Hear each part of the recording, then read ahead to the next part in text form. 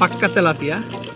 বলছিলাম যে বিলের ভিতরে বাড়ি হলে দেশি মাছ, বিলের মাছ একবারে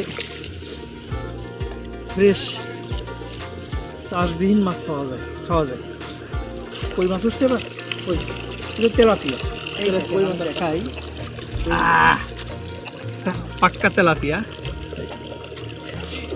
কাটা কই মাছ, কই মাছ দেখা লাগবে তো, চেহারাটা দেখা লাগবে। এই দেখেন দেশি কই মাছ, দেখাও। এই যে দেশি কই মাছ, দেখো নাই লাভ দিলে চলে যাবে।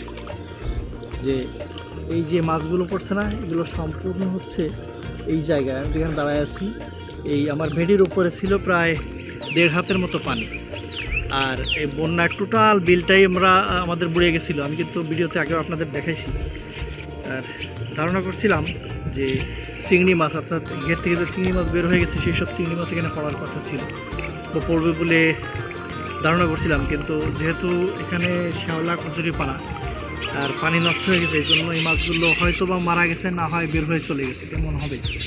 আর যেহেতু টোটাল এরিয়াটাই বড় ছিল, আর মাছ হচ্ছে এড়া পানিতে, অর্থাৎ যেসব জায়গায় হচ্ছে লোকাল বিল সেই সব জায়গায় মাছগুলো বের হয়ে যায়।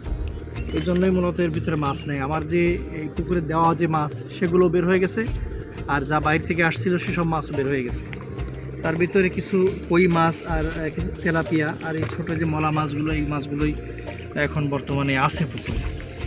তো যেহেতু এই মুহূর্তে সেচ দেওয়ার কোনো ইচ্ছা নাই পুকুর সেচার, তাই জাল ভাড়া করে টান দিলাম যেন খাওয়ার মাছটা হয়ে যায়। না ভিতর নিয়ে যাও।